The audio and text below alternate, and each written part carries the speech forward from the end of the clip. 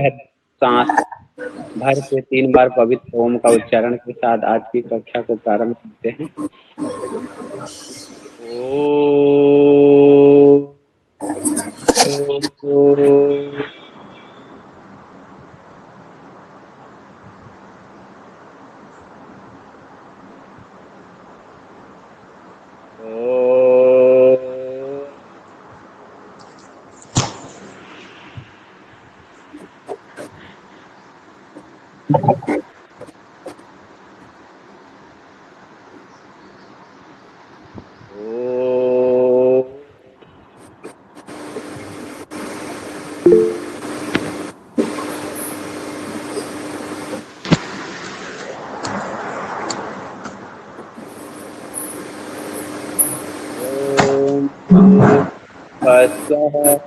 तत्सवितुर्वरेण्यं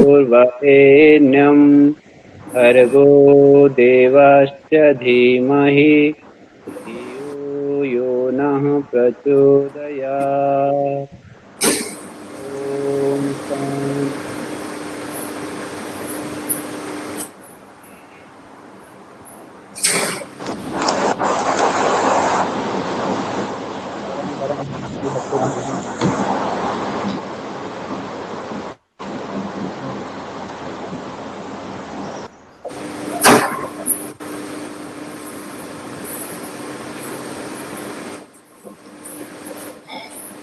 सभी को प्रणाम। आज की क्लास स्टार्ट करते हैं। कल हमने ऋतुचर्या वगैरह स्टार्ट करी थी दिनचर्या के बाद में। आज हम पढ़ेंगे ग्रीष्म ऋतुचर्या कि ग्रीष्म ऋतु में हमें क्या करना चाहिए।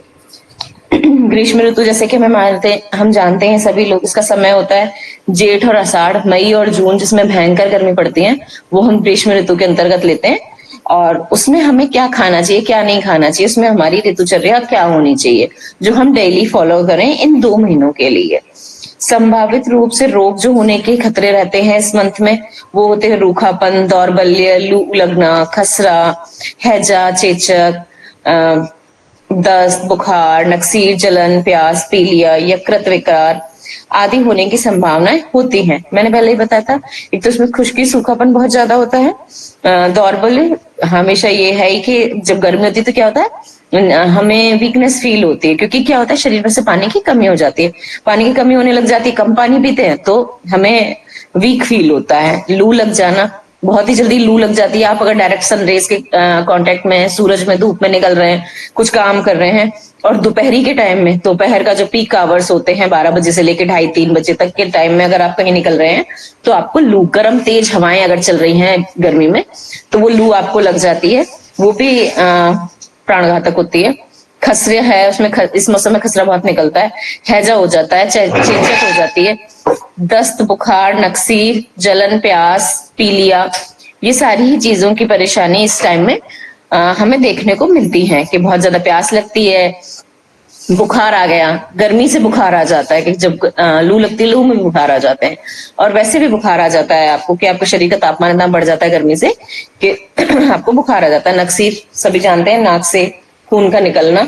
जब शरीर में गर्मी की मात्रा बढ़ जाती है तो नक्सीर आपकी फूटने लग जाती है।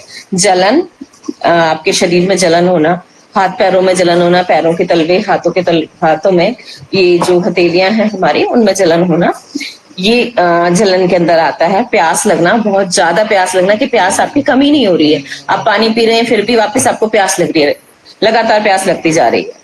तो जब ज्यादा गर्मी लग जाती है ना तो ये कंडीशन आती है। पीलिया की बीमारी, आपको पीलिया भी हो सकता है इस टाइम में क्योंकि मेटाबॉलिज्म वगैरह का इफेक्ट होता है इसमें। आपके लीवर संबंधित रोग, पीलिया भी ये हो जाता है आपको। पथ्य आहार क्या है, आहार विहार क्या है कि हमें क्या खाना चाहिए, क्या नहीं खाना पीना चाहिए। इसमें हम देखेंगे तो आएंगे हल्के, मीठे, चिकनाई वाले पदार्थ। हल्का खाना होना चाहिए हमारा। मीठा मतलब हल्का मीठा, ये नहीं कि आप टॉफीज, कैंडीज और मिठाई खाने चले जाए, नहीं, वो नहीं। जो नेचुरल शुगरी पदार्थ होते हैं ना, जिनमें नेचुरल फ्रक्टोज होता है, फ्रूट्स होते हैं, वो यहाँ पे मीठे फल के बारे में बात हो रही है। हल्के चिकनाई वाले पदार्थ, ठंडे पदार्थ जिनकी तासीर ठंडी है, कि जो हम खाएंगे तो हमारी बॉडी को ठंडक प्रदान करेंगे। जैसे कि तरबूज खरबूज होते हैं ना, कि हमारे शरीर को अंदर से क्या करते हैं, वो हमारे टेम्परेचर को कंट्रोल करते हैं, हमारी प्यास को बुझाते हैं, हमारे शरीर के वाटर कंटेंट को बना के रखते हैं। इसलिए तरबूज खरबूज गर्मी में खाने की सलाह दी जाती है। ठंडे पदार्थ खाने चाहिए हमें, जैसे दही की लस्सी है, आपने देखा होगा गर्मियों में बनाते हैं हम सौंफ बादाम मिश्री की ठंडाई बना करके दूध के अंदर, ठंडे दूध में या ठंडे पानी के अंदर शरबत बना के उसको पीते हैं। ठंडा नींबू की शिकंजी है, ये ठंडे पेय पदार्थों के अंदर आते हैं। जैसे लस्सी है, दही की लस्सी चीनी डाल के या मिश्री डाल के हम बनाते हैं उसको, तो वो क्या ठंडे पेय पदार्थों के अंदर आती है। चावल है, ये इसकी तासीर ठंडी है, खाने में हमें बहुत ही फायदा करता है चावल, और हल्का होता है, सुपाच्य होता है, इसलिए हम चावल यूज करते हैं। चावल खाने चाहिए। जौ है, जौ बहुत ठंडा होता है, जौ का देखा जाए तो वो भी बनाते हैं हमारे यहाँ, सत्तू बनाते हैं जौ के आटे का, और उसकी दलिया एक बनाया जाता है, उसका जो अधिकतर राजस्थान में प्रचलित है कि दही के अंदर छाछ जो होती है उसमें डाल करके उसको बनाते हैं, और बहुत ही ठंडा होता है, पीने में काम आता है, मतलब पीने जैसा बनाया जाता है, हल्का पतला, और बहुत पाचक और शक्ति प्रदान करता है। मूंग है, मसूर है, दूध है, शरबत है, दही की लस्सी है, फलों का रस है, सत्तू है, छाछ है, ये सारे क्या हैं, ठंडे पेय पदार्थ हैं जो हमारे शरीर को ठंडा रखते हैं, पचने में सुपाच्य होते हैं और हमारी बॉडी को शक्ति देते हैं, हमारे शरीर को शक्ति प्रदान करते हैं। संतरा, अनार, नींबू, खरबूजा, तरबूज, शहतूत, गन्ना, नारियल का पानी, जलजीरा, प्याज, कच्चा आम आदि का प्रयोग हितकर होता है इन मौसम में।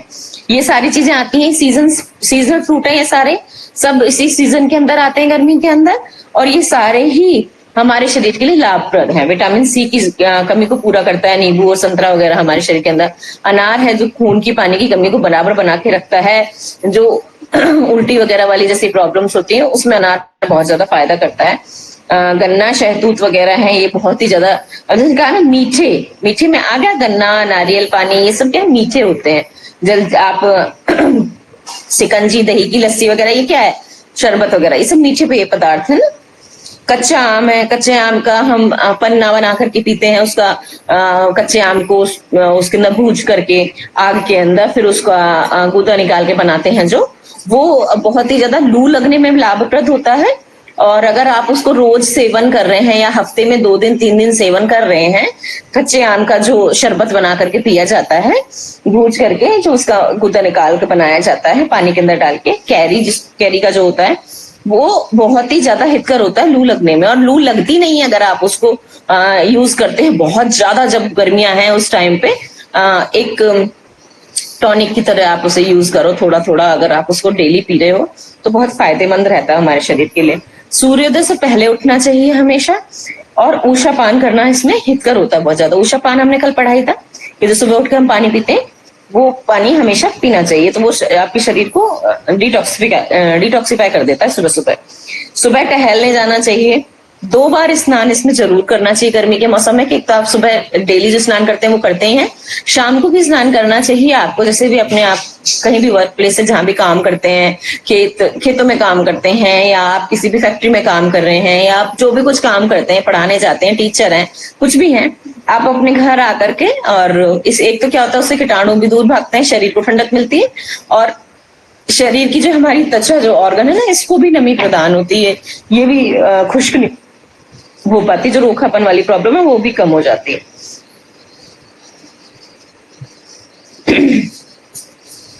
ठंडी जगह पे रहना चाहिए, धूप में निकलने से पहले पानी पी लेना चाहिए, कि आप कहीं धूप में जा रहे हैं और आपको निकलना ही पड़ रहा है तो पहले पानी पी लो, थोड़ा सा सर को ढक लो, और बार बार दिन में जितना हो सके आप थोड़ा करके पानी पी ले। ये नहीं एक साथ बहुत सारा पी लिया फिर अब पिया ही नहीं जा रहा, नहीं, थोड़ा करके लगातार पानी पीते रहें, ताकि आपका गला वगैरह ना सूखे और पानी की कमी भी ना हो। सुगंधित द्रव्यों का प्रयोग करना चाहिए, और दिन में सोना केवल ग्रीष्म ऋतु में ही अलाउ है, तो इसमें लिखा हुआ है दिन में सोना अच्छा होता है, गर्मियों में दिन में सोना जरूरी भी होता है।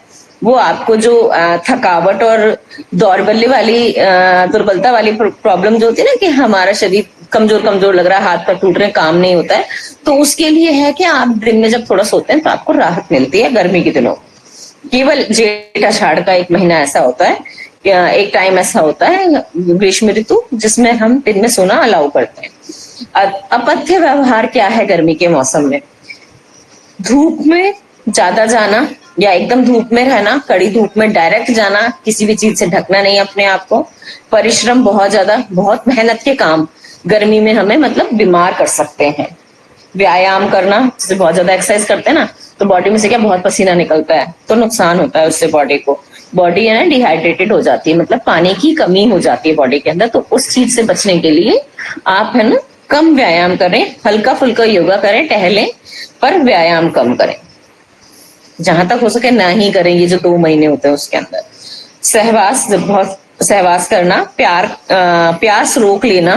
प्यास भी नहीं रोकनी चाहिए कि आपको बहुत प्यास लग रही है और आपका गला सूखता जा रहा है और आप पानी नहीं पी रहे हो, तो उससे क्या होगा, डिहाइड्रेशन हो जाएगा बॉडी के अंदर, और इससे नक्सीर वगैरह भी छूट जाती है जब शुष्कता ज्यादा आ जाती है। तो रेशमी कपड़े पहनना, रेशमी कपड़े क्योंकि चिपक जाते हैं शरीर से और गर्म होते हैं, बॉडी के आसपास जो बॉडी के अंदर और बाहर से ना हवा का आदान प्रदान रोक देते हैं। जो सूती वस्त्र होते हैं उनसे हवा अंदर बाहर आती जाती है, उसमें ओपन पोर्स होते हैं। बट जो ये रेशमी वस्त्र होते हैं ना, टेरिकॉटन वगैरह, रेशमी, ये सारे कैसे होते हैं, ये सिंथेटिक जो फाइबर है जितना भी, वो न तो पसीना सोखता है, न बॉडी को ठंडा रखता है और वो गर्म रखता है, अंदर बाहर हवा आ जा नहीं सकती है उससे, इसलिए इस तरह के रेशमी वस्त्र नहीं पहनने चाहिए।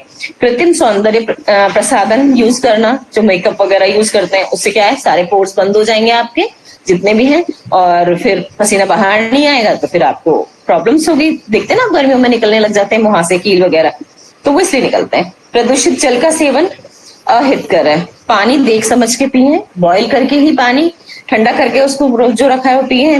पानी हर तरह का नहीं पीना चाहिए। गरम तीखे, बहुत गर्म खाना, तीखा मतलब बहुत ज्यादा मिर्चीदार मसालेदार खाना, नमकीन, बहुत तेज नमक और तले हुए पदार्थ, तेज मसाले, मैदा और बेसन से बने पचने में भारी खाद्य पदार्थों का सेवन ज्यादा मात्रा में नहीं करना चाहिए। और शराब का सेवन अहितकर है, वो तो हर मौसम में ही अहितकर है, शराब का तो सेवन ही नहीं करना चाहिए। नशा हमेशा दुखदायी होता है। ये सारी चीजें हमें गर्मियों के महीने में नहीं करनी चाहिए। ठीक है, आगे चलते हैं हम। वर्षा ऋतुचर्या। वर्षा ऋतु में हमें कौन सी ऋतुचर्या है? अब ये जो मई जून गई है, जेठ आषाढ़ का महीना, इसके बाद में आता है श्रावण और भाद्रपद का महीना, जुलाई और अगस्त का महीना। इसमें हमें कैसी ऋतुचर्या अपनानी चाहिए, आइए पढ़ते हैं। समय क्या है, ये श्रावण और भाद्रपद का महीना, सावन और भादो का महीना जो होता है, जिसमें आपकी राखी रक्षाबंधन वगैरह आता है, ये वो मंथ है। जुलाई और अगस्त। ठीक है, संभावित रोग कौन कौन से इस महीने के अंदर समझिए। भूख कम लगना, इसमें भूख कम लगती है क्योंकि भूख इसमें इसलिए कम हो जाती है, गर्मी तो बहुत होती है उस टाइम पे, ह्यूमिडिटी भी बढ़ जाती है और आपको भूख कम लगने लग जाती है इस मौसम में। जोड़ों के दर्द होते हैं इसमें, गठिया, सूजन, खुजली, फोड़े, फुंसी, दाद, पेट में कीड़े, नेत्रा आंख आना, मतलब जो कंजक्टिवाइटिस हम कहते हैं कि आंख आ गई है, आंखों में से कीचड़ निकलती है, पानी निकलता है, वो आंख आना होता है।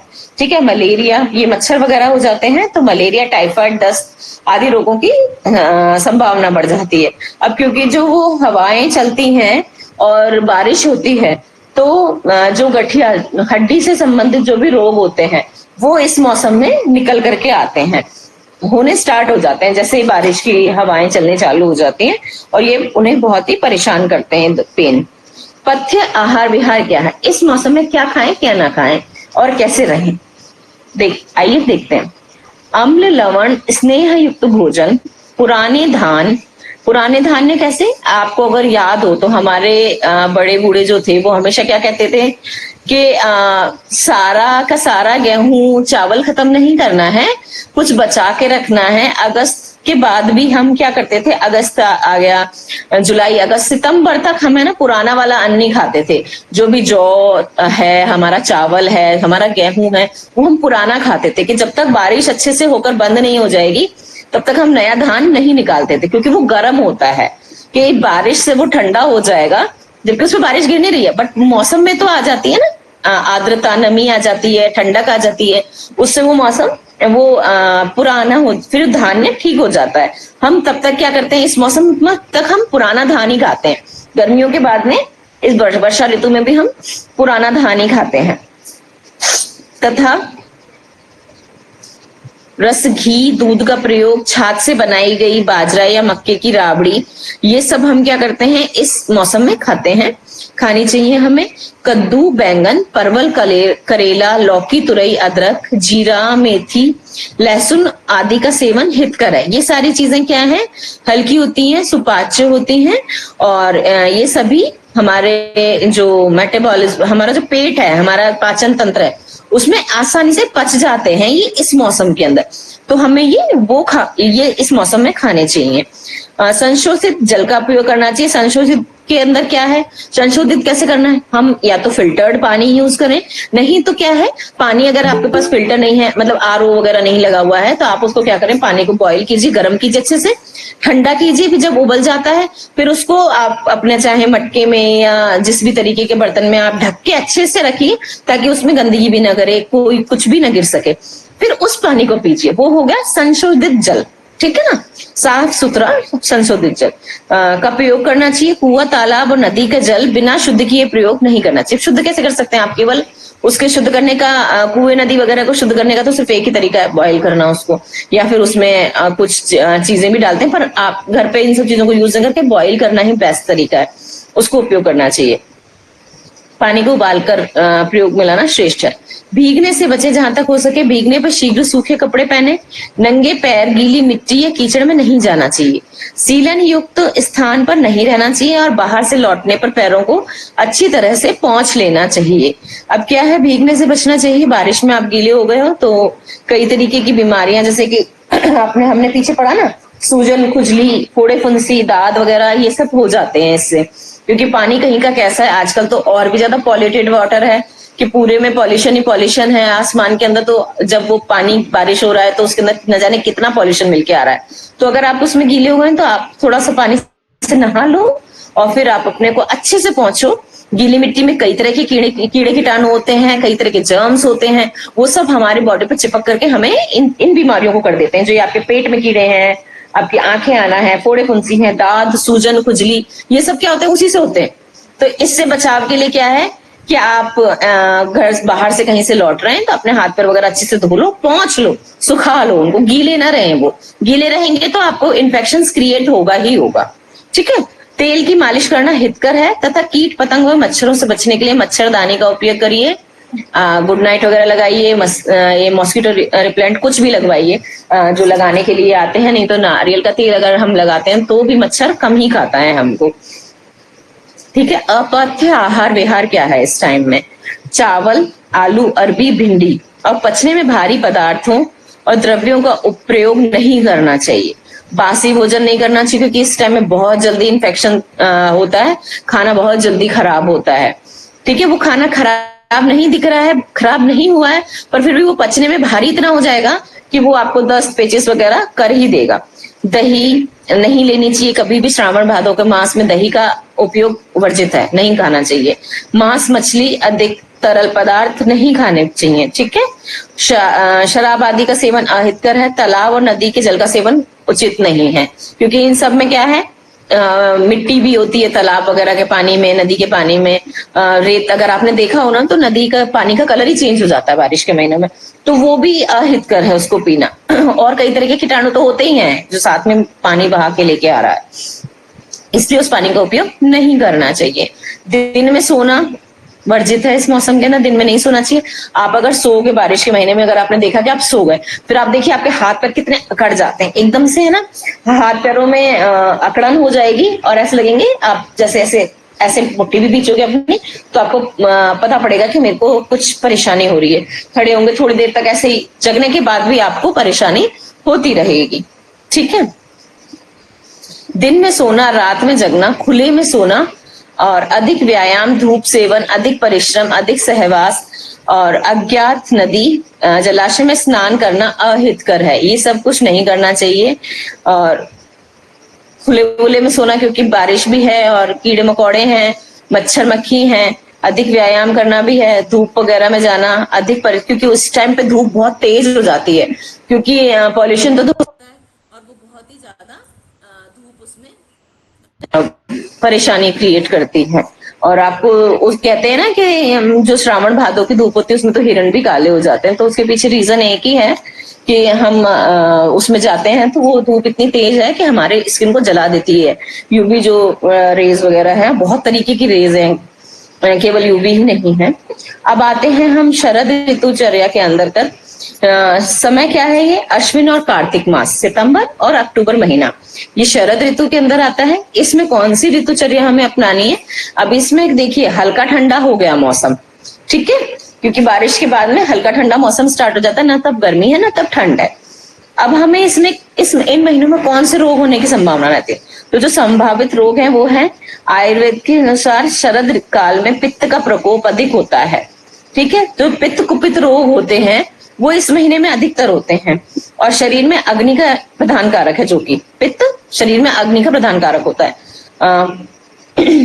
अतः ज्वर, रक्त विकार, दाह, छाले, उल्टी, सर दर्द, चक्कर आना, खट्टी डकारें, जलन, रक्त और कफ विकार, प्यास, कब्ज, अफरा, अपच, जुखाम, अरुचि आदि विकारों की संभावना इस महीने में होती है।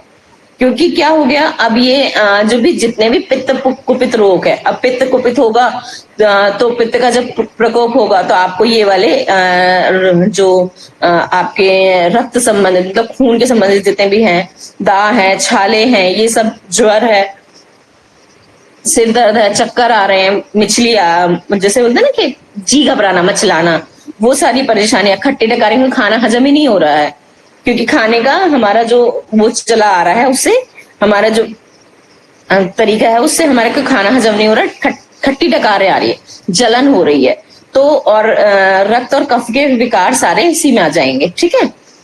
कब्ज है, अफरा है, सब पेट संबंधित ये है, अपच है, जुखाम है, अरुचि है, सारे के सारे संभावित विकार इस मौसम में हमें दिखाई देंगे। इस ऋतु में विशेष रूप से पित्त प्रकृति वाले व्यक्तियों को अधिक कष्ट होता है, जिनकी प्रकृति पित्त है, जानते हैं ना आप, कफ पित्त वगैरह होती है जो तीनों प्रकृति के, इनमें से जिनकी पित्त प्रकृति है उनको बहुत ही कष्ट होता है। ये महीने दो हैं, ये उनके लिए बड़े ही परेशानी वाले होते हैं। अब हमें क्या करना चाहिए जो हम इन सबसे बच सके? पथ्य आहार विहार क्या है, ठीक है। हल्का भोजन, पेट साफ रखना हितकर है, जितना हो सके उतने लाइट से लाइट भोजन करें आप, जो आपको जल्दी पच जाए, अपनी भूख से थोड़ा कम खाएं और पेट अपना साफ रखें। जैसे जिनको कॉन्स्टिपेशन वगैरह की प्रॉब्लम रहती है तो वो त्रिफला या हरड़ कुछ भी चीज ऐसी यूज करें जिससे कि उनको ये प्रॉब्लम ना हो। मधुर और शीतल तिक्त खाना जो होता है, कड़वा, नीम, करेला, ये सारी चीजें क्या है, इसमें हमें सेवन करना चाहिए। चावल और जौ वगैरह ये सारी चीजें जो पाचन में सहायक हैं और ठीक रहती हैं, ये वाले हमें खाना खाना चाहिए। करेला, परवल, तुरई, मेथी, लौकी, पालक, मूली, सिंघाड़ा, अंगूर, टमाटर, फलों का रस, सूखे मेवे, नारियल का प्रयोग इस मंथ में हमें करना चाहिए, ठीक है ना। ये सभी चीज इस टाइम आती भी हैं, इजीली अवेलेबल हो जाती है। मेथी वगैरह ये थोड़ा आना चालू होती है, मेथी, पालक, मूली वगैरह बहुत ज्यादा तो नहीं आती, पर हाँ आने लग जाती हैं। तो इन सब चीजों को आप प्रयोग करें। सूखे मेवे थोड़े थोड़े से लेने स्टार्ट करें, धीरे धीरे अपने उसके अंदर चालू करें। इलायची, मुनक्का, खजूर और घी का प्रयोग विशेष रूप से करना चाहिए। घी क्या पित्त को थोड़ा शांत करता है, तो जो ये कहते हैं ना कि घी नहीं खाना चाहिए मोटे हो जाते हैं, नहीं, घी बहुत सारी चीजों में, बहुत सारी क्रियाओं में हमारे शरीर में काम करता है। तो घी बहुत ज्यादा मात्रा में नहीं, कम मात्रा में, पर घी का प्रयोग जरूरी है अपनी डेली रूटीन, हमारी जो लाइफ है ना उसके अंदर। जैसे कि आपकी सब्जी, दाल है, चावल है, उसमें आप ऊपर से 1 चम्मच घी डाल करके अगर खा रहे हैं, वो आपको नुकसान नहीं करेगा कभी भी, ठीक है। इस तरीके से उस घी को यूज करना चाहिए। अब त्रिफला चूर्ण, अभी मैंने ऊपर ही बताया था कि त्रिफला और हमें त्रिफला का चूर्ण है या हरड़ है, उससे क्या होता है, हमारा पेट साफ हो जाता है। अमलतास का गूदा है, छिलके वाली दालें हम इस मौसम में खा सकते हैं। मसाले रहित सब्जी, जितनी जो भी सब्जी खाएं उसमें कम से कम मसाला दे, थोड़ी सी हल्दी, नमक, आप हल्का सा मिर्च अगर चाहें तो, नहीं तो नहीं, हरी मिर्ची का प्रयोग करें, ज्यादा बेटर है। और उसमें आप थोड़ा धनिया वगैरह डाल करके कम से कम मसाले के अंदर, कम तेल के अंदर खाना बना के खाइए, ठीक है ना, ताकि वो पचे आसानी से। ज्यादा मसाला डालेंगे, ज्यादा तेल डालेंगे तो फिर वो पचने में भारी हो जाता है और इस मौसम में कम पचता है, इसलिए हमें हल्का ही खाना खाना चाहिए। तो कम मसालेदार रहेगा तो वो हल्का भोजन होगा। गुनगुने पानी के साथ नींबू का रस का सेवन करना चाहिए। वो क्या करता है, वो एक तो पित्त पे काम करता है, दूसरा आपके वो पेट को साफ रखता है, और जो अंदर एक तरह से डिटॉक्स वाटर है। नींबू का पानी जो है, गुनगुने पानी में नींबू का रस मिला के जब हम पीते हैं ना, एक तरह से डिटॉक्स करता है हमारी बॉडी को, बहुत सारी चीजों में फायदा करता है। जुकाम वगैरह जो होता है ना, इसमें इस वाले मौसम में जो जुकाम, चक्कर आना, सर दर्द वगैरह है, कब्ज है, अफरा है, खट्टी डकारें, जलन है, ये सब क्या, इन सब में नींबू का जो रस है गुनगुने पानी में बहुत ज्यादा फायदा करता है। प्रातःकाल या रात्रि में हरड़ का उपयोग विशेष लाभदायक है। या तो सुबह उठ के आप एक हरड़ का बराबर लगभग 4-5 ग्राम के बराबर चूर्ण लेकर के सादा पानी के साथ खा लीजिए, या फिर रात को खा लीजिए, नहीं तो 2 हरड़े रात को पानी के अंदर भिगो दीजिए और सुबह उसका पानी पी लीजिए। और वो शाम को भी फिर आप उसको यूज कर सकते हैं कि उसको वापस पानी में डाल दिया, पानी का क्योंकि कलर चेंज हो जाता है, 2 बार तक आप उसको यूज कर सकते हैं। तेल मालिश, व्यायाम, प्रातः भ्रमण, तेल मालिश में फायदा करती है इस मौसम में, व्यायाम भी फायदा करता है। प्रातः भ्रमण, सुबह उठ के घूमना टहलना, वो हमेशा ही फायदा करता है। शीतल जल से स्नान करना चाहिए। हल्के वस्त्र धारण करें। रात्रि में चंद्रमा की किरणों का सेवन करें, उससे भी जो ठंडक मिलती है वो बहुत अच्छी होती है और वो कई तरीके से हमारे शरीर में फायदा करती है। क्या जो पित्त होता है ना, पित्त को कम करने का काम करता है चंद्रमा की जो शीतलता होती है। मुल्तानी मिट्टी का लेप भी लाभदायक होता है, ठीक है। अब इसमें अपथ्य आहार क्या है कि आप क्या ना करें कि जो ये इतनी ऊपर सारी बीमारियां बताई गई हैं वो ना हो, ठीक है। मैदे से बनी हुई वस्तुएं नहीं खाएं, वो कभी भी नहीं खानी चाहिए। जो ये बाहर का खाना पीना है ना, ये बहुत ही नुकसान करता है मैदे से बना हुआ। गरम, तीखा, भारी। गरम का मतलब यहाँ पे ताजी गरम वाला नहीं गरम है, जो कि जिसकी तासीर गरम है, जो हमें खाने के बाद हमारे शरीर में गर्माहट पैदा कर रहा है अंदर से, क्योंकि इसमें तो वैसे ही पित्त बढ़ा हुआ है। अब अगर आपका पित्त बढ़ा हुआ है और आप इस तरह की गरम, जिनकी तासीर गरम है, वो चीजें खाओगे तो फिर क्या होगा, फिर पित्त और ज्यादा भड़केगा, तो जो पित्त रोग है वो फिर और भी ज्यादा होंगे। इसलिए ऐसा वाला गर्म भोजन की जो जिसकी तासीर गर्म है, अगर आप वो करोगे तो वो नुकसान करेगा, ठीक है। गर्म का मतलब यह वैसा गर्म नहीं है। तीखा, भारी, मसालेदार, तेल में तले हुए खाद्य पदार्थों का उपयोग नहीं करना है। दही, मछली का प्रयोग ना करें, दही तो वर्जित है, अभी दही नहीं खा सकते आप। अमरूद को खाली पेट ना खाएं, नहीं तो पेट में दर्द हो जाता है। शाक, कौन सा, कनज शाक, वनस्पति घी, मूंगफली, भुट्टे, कच्ची ककड़ी, दही आदि का उपयोग नहीं करना चाहिए इस मौसम में, ठीक है।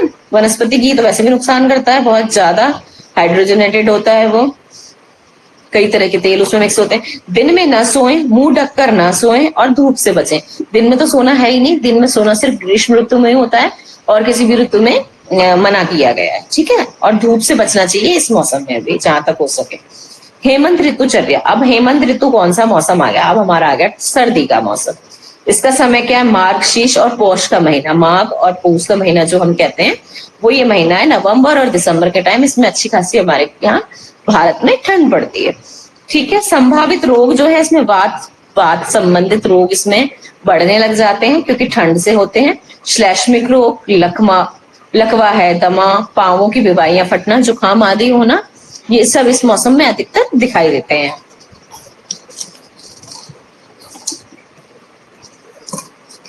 पथ्य आहार विहार क्या है इस मौसम के लिए, कि हमें क्या खाना पीना चाहिए कि हम इन सब चीजों से बचें। तो शरीर संशोधन हेतु वमन और कुंजल इस मंथ में किया जाता है। वमन करें आप और कुंजल करें। तो वमन पानी, अत्यधिक नमक का पानी पी करके फिर जब हम गले के अंदर ये तो अपनी फिंगर्स डाल के हम करते हैं तो वमन हो जाता है। उससे अंदर से क्या है, जितना भी गंदा पानी रहता है, जितनी भी गंदगी रहती है, टॉक्सिन्स रहते हैं, वो सारे उससे बाहर निकल जाते हैं। शरीर के लिए बहुत ज्यादा फायदेमंद रहता है। कुंजल भी बहुत फायदा करता है, दोनों ही अच्छे रहते हैं। स्निग्ध मधुर गुरु लवण युक्त भोजन करें। स्निग्ध मधुर गुरु लवण युक्त मतलब इसमें नमक का हमारा जो जिसमें लवण होते हैं पूरे, वैसा भोजन हमें करना चाहिए। घी, तेल, उष्ण मोगर, गोंद, मेथी के लड्डू, च्यवनप्राश, नए चावल आदि का प्रयोग इस मौसम में हितकारी होता है। जो गर्म भोजन है, अब ये क्या है, सब गर्म है। उष्ण मोगर, गोंद, मेथी के लड्डू, च्यवनप्राश, नए चावल, ऐसा क्या है, तासीर इनकी गर्म है। ये इस मौसम में खाने चाहिए। फिर वात को दबाता है, ये उससे होने वाली बीमारियों को कम करता है। अभी वात वगैरह के ये मेथी के लड्डू वगैरह, हड्डियों जोड़ों में जिनके दर्द है, गठिया पाए वगैरह का दर्द है, वो सब इसमें खत्म होता है। च्यवनप्राश वगैरह से क्या होता है, हमारे इम्यून सिस्टम बढ़ता है और हमें है ना, हम बीमार नहीं होते, जैसे जुकाम बार बार होना, खांसी होना, बुखार होना, ये सब नहीं होता है। नए चावल वगैरह का प्रयोग इस मौसम में हम चालू कर देते हैं। ठीक है। तेल मालिश, उपटन, गुनगुने पानी से नहाना, ऊनी कपड़ों का प्रयोग, सिर, कान, नाक, पैर, तलुओं की तेल मालिश करना, गर्म और गहरे रंग के वस्त्र धारण करना, आग तापना और धूप सेकना इस मौसम में हितकारी है, जो कि हमें इन सब इस मौसम की जो वो होती है उनसे बचाता है। तेल मालिश करना, अब आप इसमें तेल मालिश करोगे सरसों के तेल से या तिल के तेल से, बहुत फायदा करेगा आपको। गुनगुने पानी से नहाना चाहिए ताकि जो ठंड से होने वाली भी परेशानी वो नहीं हो। ऊनी कपड़े पहने, डायरेक्ट हवा के संपर्क में नहीं आए, जैसे ठंडी हवाएं होती है ना, उनके संपर्क में नहीं आए और अपने आप को बचा के रखें उससे। सर, नाक, कान और पैर के तलुओं पे मालिश करना हितकर होता है। इसके अंदर आप तेल लगाओगे, मालिश करोगे तो जो एड़ियां बेवाई वगैरह फट जाती हैं पैरों के तलवे वगैरह पे, वो नहीं होंगी। नाक कान वगैरह में भी करेंगे तो आपको फायदा मिलेगा। गहरे रंग के और गर्म वस्त्र पहने। गहरे रंग के वस्त्र क्या है कि आपको जो एनर्जी है, गर्माहट है, उसको एब्जॉर्व करता है। ठीक है, तो आपको गर्म रखता है। तो गहरे रंग के वस्त्र, हम कहते हैं ना गर्मियों में हल्के रंग के वस्त्र पहनो। तो हल्के रंग के वस्त्र क्यों पहनो, क्योंकि वो कम गर्मी को एब्जॉर्व करते हैं, ठंडक रखते हैं, इसलिए हल्के रंग के वस्त्र गर्मी में। सर्दियों के अंदर क्योंकि वो आपकी बॉडी को गर्म रखते हैं, इसलिए गहरे रंग के वस्त्र। ठीक है। मोजे, जूते, दस्ताने, टोपी, मफलर, स्कार्फ आदि का प्रयोग करना चाहिए। हाथ पैर भी आपको धोने, आप बाहर से आए तो गर्म पानी का ही उपयोग करो ताकि आप इस तरह की बीमारियों से बच जाएं। ठंडे अपथ्य आहार, अब इसमें क्या आ रहा है कि हमें क्या नहीं करना चाहिए। ठंडे वायु बढ़ाने वाले पदार्थ जो हैं उनका सेवन नहीं करना है। ठीक है। नपातुला भोजन, बहुत पतला भोजन न करें। ठीक है।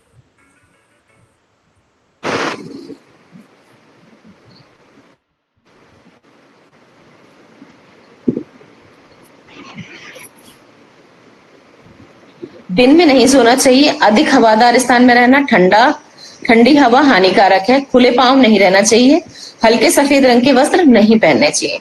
हल्के और सफेद रंग के वस्त्र नहीं पहनने चाहिए इस मौसम में, क्योंकि ठंडा होता है बहुत ज्यादा, फिर आपको ठंड लगेगी। दिन में सोना बिल्कुल भी नहीं चाहिए इस मौसम में। ठंड इसमें क्या है कि वात पित्त दोनों बढ़ जाता है, इसके अंदर वात और कफ दोनों बढ़ जाता है अगर आप दिन में सोओगे तो। ठंडी हवाएं हानिकारक है। एकदम हवादार स्थान में रहोगे, ठंडी हवाएं लगेंगी तो आप बीमार हो जाएंगे। ठीक है। खुले पांव नहीं रहना चाहिए, क्योंकि तलवों से ही ठंड सबसे ज्यादा हमारे शरीर के अंदर जाती है। कहते हैं ना कि नंगे पैर नहीं रहो, उससे फिर आपको ठंड लग जाएगी, इसलिए। आहार संबंधी स्वास्थ्य नियम पे अब हम आ जाते हैं कि आहार संबंधी हमारे स्वास्थ्य के लिए क्या नियम है। स्वस्थ आहार क्या है, अब हम इसमें पढ़ रहे हैं। स्वस्थ आहार वह है जो कि स्वास्थ्य को बनाए रखने या उसे सुधारने में मदद करता है। ठीक है। यह कोई चिरकालिक स्वास्थ्य जोखिम जैसे है कि मोटापा, हृदय रोग, मधुमेह और कैंसर आदि की रोकथाम में महत्वपूर्ण है। स्वस्थ आहार तो आप किसी भी चीज में, कोई भी बीमारी है, कुछ भी है, नहीं बीमार है, हमेशा स्वस्थ रहना चाहते हैं, तो आपको स्वस्थ आहार ही खाना चाहिए। कि किस तरीके का भोजन किस मौसम में करना चाहिए, क्या हमारे शरीर के लिए लाभप्रद है, क्या नुकसानदेह है, ये हम पढ़ ही रहे हैं इतनी देर से। क्या कैसा भोजन करना चाहिए, मैदा वगैरह नहीं, तेल मसालेदार नहीं, किस मौसम में, ठंडे में कैसा खाना है, गर्मी में कैसा खाना है, बारिश है तो हमें कैसा खाना खाना है। तो ये सब चीजें हम क्या करते हैं, देख ही रहे हैं कि किस किस तरह खाना। तो जो स्वस्थ आहार है उसे खाने से अधिकतर क्या है, जैसे भी बीमारियां है ना, ये बहुत बड़ी बड़ी बीमारियां हैं, उनमें भी बहुत ज्यादा महत्वपूर्ण होता है। कहते हैं कि क्या परहेज है, क्या नहीं खाना है, तो वो क्या है, स्वस्थ आहार हमें वो ही आता है, उसी के अंदर आता है। एक स्वस्थ आहार में समुचित मात्रा में सभी पोषक तत्व होते हैं। ठीक है। और इसको एक्सप्लेन किया गया है कि उसके अंदर सारे ही पोषक तत्व होंगे। पानी का सेवन, अगर पानी वगैरह का सेवन भी उसमें शामिल है। पोषक तत्व कई अलग अलग खाद्य पदार्थों से प्राप्त किए जाते हैं। अब वो एक ही तो सारी चीज के अंदर नहीं होंगे, उसमें अलग अलग तरीके की चीजें होंगी, तभी अलग अलग तरीके के पोषक तत्व आपको मिलेंगे खाने के अंदर। अतः विस्तृत विविध आहार मौजूद हैं जिन्हें स्वस्थ आहार माना जा सकता है। स्वस्थ आहार हमारे शरीर के लिए बहुत फायदेमंद होता है। अभी तो हमारे यहाँ बहुत ज्यादा क्वांटिटी ऑफ फूड, हर तरीके का खाना हमारे यहाँ है कि किस किस किस चीज में क्या क्या चीज है, कौन से फल के अंदर कौन सा विटामिन है, कौन सा खनिज लवण है, किस चीज के अंदर क्या खाएं आप, कि किस चीज की कमी आपकी पूर्ति हो जाए, क्या आपके लिए स्वस्थ आहार है। और स्वस्थ आहार सबके लिए अलग अलग है अपना अपना। ये पर एक ऐसा है कि जो बैलेंस डाइट है वो सबके लिए एक जैसी है कि ये अगर खाएंगे तो आपके सबके जितना भी शरीर में उचित मात्रा में पोषक तत्वों की जरूरत है वो सबको पूरी होती रहेगी। ठीक है। बाकी बीमारियों के हिसाब से, हमारे शरीर के हिसाब से, हमारी जो प्रकृति है, वात पित्त कफज कैसी प्रकृति, उसके हिसाब से सबके लिए ये संतुलित आहार अलग अलग हो सकता है। ठीक है। स्वस्थ आहार हमारे शरीर के लिए बहुत ही फायदेमंद होता है, तो मैंने पढ़ा ही दिया। असंख्य आहार और कई चिकित्सा और सरकारी संस्थानों की सिफारिशें हैं कि स्वास्थ्य के कुछ पहलुओं को बढ़ावा देने के लिए तैयार की गई हैं। ठीक है। प्रमाण है हृदय धमनी हृदय रोग को कम करने के उपाय के रूप में संतृप्त वसा के बजाय बहु असंतृप्त वसा सेवन का समर्थन करता है। कि अगर आपको बीपी वगैरह की प्रॉब्लम है, हार्ट की प्रॉब्लम है, ब्लॉकेजेस वगैरह हो रहे हैं, हृदय धमनी जो होती है वो हार्ट के अंदर जो वेन्स वगैरह होते हैं ना कि ब्लॉक हो गई हमारी वेन, तो कैसा हम कहते हैं ना कि आपका कोलेस्ट्रॉल तो नहीं बढ़ रहा, कोलेस्ट्रॉल वगैरह तो वो बहुत ज्यादा वसा चिकनाई जो खाना खाते हैं वो उनमें जाके जम जाता है और क्लिंज नहीं जब हो पाता है तो वो ब्लॉकेज कर देता है और फिर अटैक्स वगैरह आते हैं। तो उसके लिए भी जो बहु असंतृप्त वसा का सेवन का समर्थन करता है संतृप्त वसा की जगह। ठीक है। विश्व स्वास्थ्य संगठन क्या कहता है, आइए देखते हैं। चलो, WHO व्यक्तियों और आबादियों दोनों के लिए निम्नलिखित 5 सिफारिशें करता है कि किस तरीके का खाना पीना हमको खाना चाहिए। ऊर्जा संतुलन और स्वस्थ वजन प्राप्त करें, कि आपको उससे ऊर्जा भी मिल रही है और स्वस्थ वजन भी आपका ना बढ़ा हुआ है ना घटा हुआ है। ठीक है। कुल वसा से ऊर्जा ग्रहण सीमित करें और संतृप्त वसा के सेवन से असंतृप्त वसा के प्रति सेवन को हटाएं और पार वसाम्ल के उन्मूलन की ओर खिसकें। ठीक है। फलों और सब्जियों, फलियों, अनाज और गिरीदार फलों का सेवन बढ़ाएं। ठीक है। फलों में फल भी और सब्जियां, फलियां, उसमें फलियां भी हों, अनाज और गिरीदार फलों का सेवन अपने खाने पीने के अंदर बढ़ाएं, ये मैदा वगैरह इन सब चीजों को हटा करके। पानी, सामान्य चीनी का सेवन सीमित कर दें, जो ये व्हाइट शुगर हम सभी खाते हैं, चीनी शक्कर, तो वो नहीं खाना चाहिए। और खा ही रहे हैं तो बहुत कम से कम मात्रा में उसका प्रयोग करना चाहिए, क्योंकि उसमें बहुत सारे केमिकल्स वगैरह रहते हैं, सफेद जहर बोलते हैं इसको हम। नमक, सभी स्रोतों से सोडियम का सेवन सीमित करें, नमक बहुत कम से भी कम यूज करना चाहिए। ये सुनिश्चित करें कि नमक आयोडाइज्ड कृत हो, कि आयोडाइज नमक होगा तो आपने देखा होगा ना, ये थायराइड वगैरह में हम देखते हैं कि नमक का सेवन कैसे क्या रहता है, आयोडाइज वाला नमक होगा तो ये बीमारियां नहीं होंगी। अन्य सिफारिशों में शामिल है कि कोशिकीय आपूरण और वाहक प्रोटीन उपलब्ध कराने के लिए पर्याप्त आवश्यक अमीनो एसिड प्रोटीन, सभी आवश्यक अमीनो एसिड पशुओं में मौजूद है। कुछ चुनिंदा पौधे जैसे सोया और सन, इन सब में भी अमीनो एसिड होता है कि जो कि हमारे बॉडी के लिए जरूरी होता है। आवश्यक अम्ल कौन से देते हैं, सोया और सन। अन्य पौधों में संयोजक में भी सभी आवश्यक अमीनो एसिड प्राप्त कर सकते हैं। एवोकाडो जो होता है, एवोकाडो फल, उसके अंदर भी और जैसे फल होते हैं कद्दू के बीज, इनमें भी अमीनो एसिड्स होता है जो हमारी बॉडी को बहुत ही ज्यादा हमारी बॉडी के लिए जरूरी होते हैं ये अमीनो एसिड्स। विटामिन और कुछ खनिजों जैसे कि आवश्यक सूक्ष्म पदार्थ, ये भी हमारी बॉडी के लिए बहुत जरूरी है। कि विटामिनों की कमी हो जाती है तो हमने देखा ना कि कई तरीके की बीमारियां हो जाती है, हाथ पैरों में दर्द है, नसें खिंच रही हैं और हड्डियों में दर्द हो रहा है, तो ये सब vitamin D, vitamin E, vitamin B, इन सब की कमी से जो जो परेशानियां होती हैं वो है ये। तो विटामिन और खनिज भी हमारे शरीर में सूक्ष्म मात्रा में उनकी जरूरत है, पर जरूरत है। सीधे जहरीले पदार्थ जैसी भारी वस्तुएं, कार्सिनोजेनिक, उदा और बेंजीन वगैरह से हमें बचना चाहिए। सीधे जहरीले जो पदार्थ हैं, मानव रोग जनकों द्वारा दूषित खाद्य पदार्थों से बचना चाहिए। दूषित खाद्य पदार्थ वही जो बाहर का होता है, पैक्ड फूड वगैरह है, ये सब नुकसानदायक है, इनसे बचना चाहिए हमें। अस्वास्थ्यकारक आहार क्या है, आइए पढ़ते हैं। एक अस्वास्थ्यकारक आहार असंख्य चिरकालीन रोगों के लिए प्रमुख जोखिम का कारण है।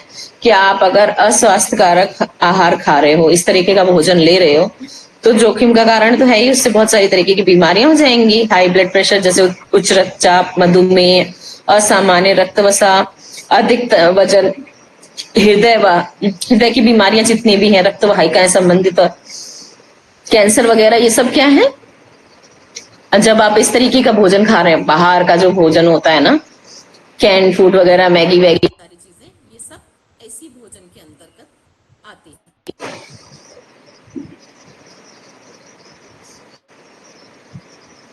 ठीक है। WHO का अनुमान है कि प्रतिवर्ष 2.7 लाख मौतें आहार में सब्जी और फल की कमी की वजह से होती हैं।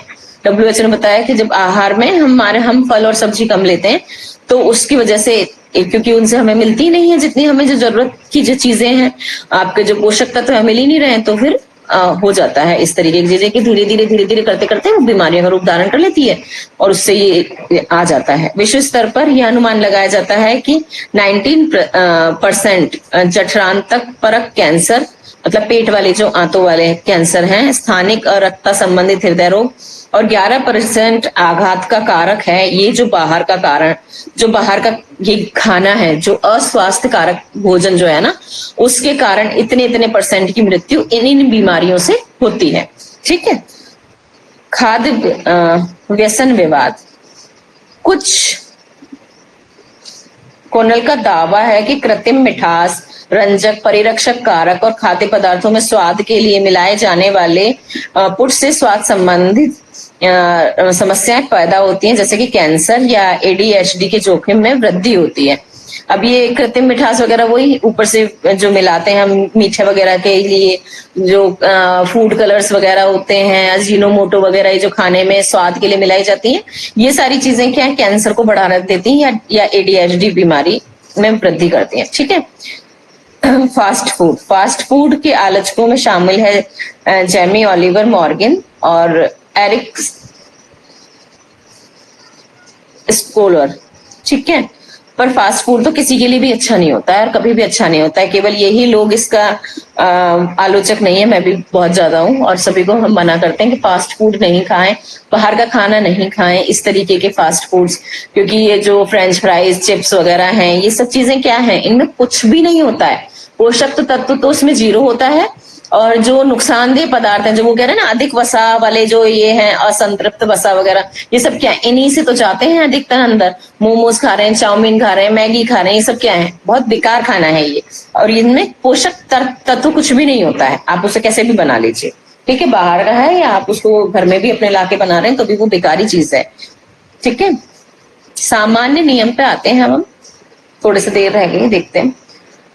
आहार अर्थम कर्मम कुर्यात अनिध्यम। अर्थ है उदर निर्वाह हेतु अच्छे कर्म से ही धन प्राप्त करें, अन्न का सदैव पूजन करें। मतलब है ना, खाना आपने देखा होगा, शादी में कहीं जाते हैं, एक थाली लिया, नहीं पसंद आया, उसमें उसको डाल दिया डस्टबिन में, फिर और लिया, फिर वो भी नहीं आया, उसे डाल दिया, फिर 3-3 4-4 प्लेट्स, और जाने कितना कितना खाना वेस्ट करते हैं। तो अन्न का पूजन करें, जितना उतना ही ले थाली में, कि व्यर्थ न जाए नाले में। आप उतना ही खाना लीजिए जितना आप खा सकते हैं, वेस्ट नहीं कीजिए। ये नहीं कि टेस्ट कर करके उसको आप वेस्ट करके फेंक रहे हैं, न जाने जो आप खाना जितना भेज रहे हैं उससे न जाने कितने लोगों का पेट भर सकता है। तो आप उसको वेस्ट ना करें। आपको अन्न मिला है पेट भरने के लिए, तो उसका सम्मान करें, उसका आदर करें, उसका पूजन करें।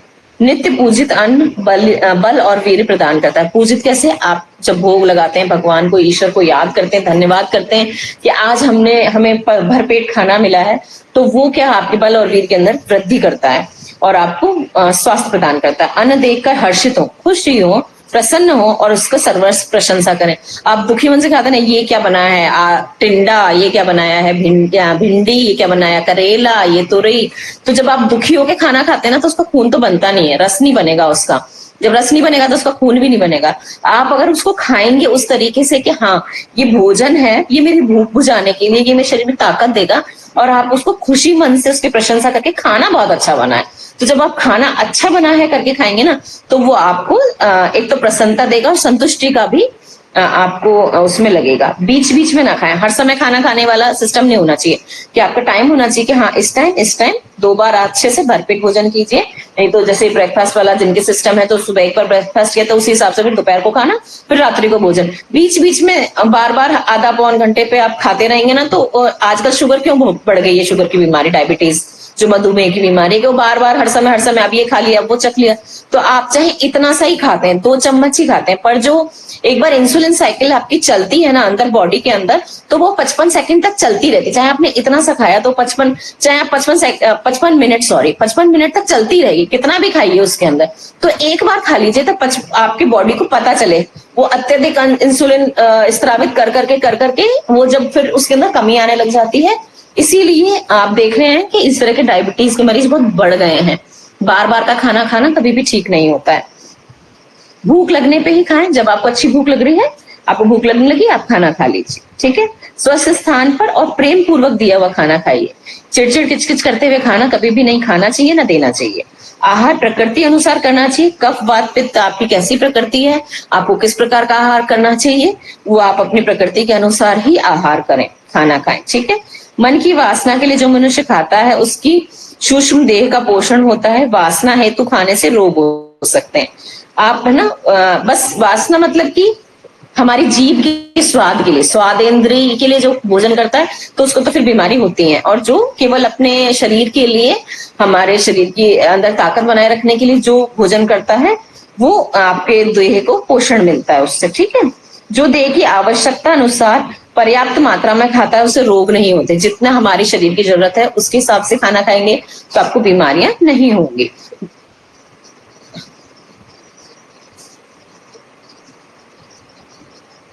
भोजन सदैव उष्ण स्निग्ध उचित मात्रा में हो। भोजन में अनुचित संयोग नहीं होने चाहिए। भोजन हमेशा उष्ण मतलब गर्म, जो खाना ताजी खाना, गर्म मीन्स जो ताजी खाना होता है वो, और स्निग्ध हो, जैसे मैंने बताया ना, हल्का घी डाल के आप खाना खाओ। दूध और फल इसमें एक साथ नहीं आपको कभी भी खाने चाहिए। अनुचित संयोग नहीं होने चाहिए कि दूध के अंदर फल मिला दिए, जो आजकल मिल्क शेक्स बहुत ज्यादा चलते हैं, ये सब नहीं होने चाहिए। भोजन के लिए अच्छे स्थान पे बैठो, और इसके लिए आवश्यक है कि बर्तन वगैरह स्वच्छ हों आपके। भोजन करते समय भोजन को का भली भांति विचार करके एकाग्र चित्र से भोजन करें। ये नहीं कि आप टीवी देख रहे हैं या मोबाइल देख रहे हैं और आप खाना खा रहे हैं, तो आपका ध्यान तो कहाँ है, टीवी और मोबाइल में, और आपने कितना खा लिया कितना नहीं खाया, ना तो आपके पेट को पता पड़ रहा है ना आपके मन को पता पड़ रहा है। तो आपको फुलनेस नहीं पता, मतलब आपको ऐसा लगेगा नहीं कि आपने कितना भोजन कर लिया और आपका पेट भरा कि नहीं भरा, ठीक है। शीघ्रता से अथवा अत्यधिक धीमे धीमे भोजन नहीं करना चाहिए। भोजन करते समय गपशप और हंसना नहीं चाहिए। आराम से बैठ के तसल्ली से मन से खाना खाना चाहिए। झूठा अन्न किसी को न दें। सवेरे संध्या के समय भोजन के ये स्वाभाविक समय छोड़कर अन्य समय कुछ न खाएं, जो मैंने आपको बताया था अभी थोड़ी देर पहले। अधिक मात्रा में नहीं खाएं। हमेशा हमें जितनी भूख है उससे थोड़ा सा कम खाना खाएं, ठीक है। साथ ही झूठे हाथ मुंह से यहाँ वहां न घूमे। आपने खाना खाया है, उठ करके आप हाथ मुंह धोइए, फिर उसके बाद में अपना कोई भी काम करें। स्नान ग्रह में कुछ भी सेवन न करें। नहाते नहाते कुछ भी नहीं खाना चाहिए, क्योंकि वहां अनिष्ट शक्तियां अन्न के माध्यम से शरीर में प्रवेश कर जाती हैं। जो व्यक्ति जिस पद्धति की साधना करता है उस पद्धति का आहार उसके लिए आवश्यक रहता है, ठीक है। आज हम यहीं तक पढ़ते हैं, कल हम आगे करेंगे। ताजे बने खाद्य पदार्थों का सेवन करें, ठीक है। नीचे की सारणी कल पढ़ेंगे। ऋतु आहार के अनुसार नियम, ठीक है। किसी को कुछ पूछना है तो आप अब इसमें से पूछ लो।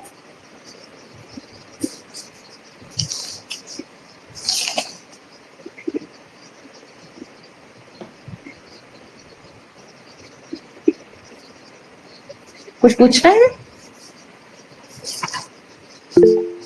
कल का आपको सबको समझ में आ गया था या कुछ किसी का रह गया है?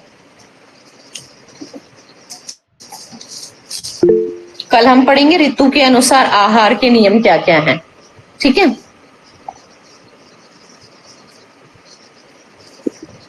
बताइए, हाँ क्या पूछना है, पूछिए। हाँ मैडम, ये पूछना था कि जो नवंबर दिसंबर का महीना होता है, मान लो किसी को जॉइंट प्रॉब्लम ज्यादा, तो उस समय उनको कौन सी चीज की सेफ्टी ज्यादा देनी चाहिए? क्या, वापस बोलिए, कौन सी?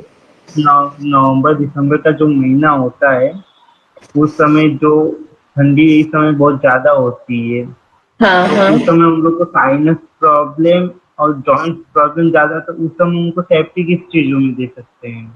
जॉइंट के लिए आपकी आवाज ना मतलब इको कर रही है, वापस एक बार जैसे कोई, बोलेंगे? हेलो, हाँ, मेरा आवाज जॉइंट आ की, रही है? हाँ आ रही है। हाँ, तो कह रहे नवंबर दिसंबर महीना है, ऐसा होता है ठंडी का ज्यादा समय होता है, उस समय साइनस प्रॉब्लम ज्यादा होते हैं, एलर्जी रिलेटेड हाँ, प्रॉब्लम ज्यादा होते हैं। उस समय उन लोगों को क्या राहत है कि उनको एलर्जी भी राहत मिले और बाहर घूम भी सके। बाहर भी घूम सके, है ना, यही पूछना चाहते हैं ना? हाँ। उनको है ना जितना हो सके ना ठंडे से बचाना ही सबसे ज्यादा जरूरी है। और जैसे गर्म पट्टी करना है, तेल मालिश करना है, गर्म तेल से जो हम मालिश वगैरह करते हैं, तो उनसे उसको फायदा होता है। ठीक है, और बाकी जिस भी चीज से एलर्जिक है, जैसे ठंड में कई लोगों को होता है ना बहुत ज्यादा सर्दी जुकाम वगैरह हो जाता है, तो उनको तो बचना ही है। पर जिनको गठिया बाय वगैरह है, इस तरीके की बीमारी है, तो ये शीत शीत गुपित रोग भी कह देते हैं इनको। तो ठंड से जितना उसका बचाव होगा ना, उतना ही उनको आराम रहेगा। ठीक है, और कुछ मेरा पूछना था? एक और क्वेश्चन है, सब्जेक्ट से अलग है थोड़ा, हाँ, पूछ क्या सकते हैं? मतलब? जी बोलिए। जैसे मेरा एक फ्रेंड है, उसने एक क्वेश्चन करा था कि जो गौमूत्र अर्क आता है, हाँ, गौमूत्र अर्क, उसे आंख में डाल सकते हैं कि नहीं डाल सकते हैं? आंख में? हाँ, जिसे नहीं नहीं, चश्मा हो। आंख में तो नहीं, आंख में तो नहीं डालते। नहीं, हाँ, उसने सेवन करते हैं क्वेश्चन कुछ करा। बीमारियों, पर आंख में तो नहीं। नहीं नहीं नहीं, मैं तो नहीं इसकी सलाह दूंगी।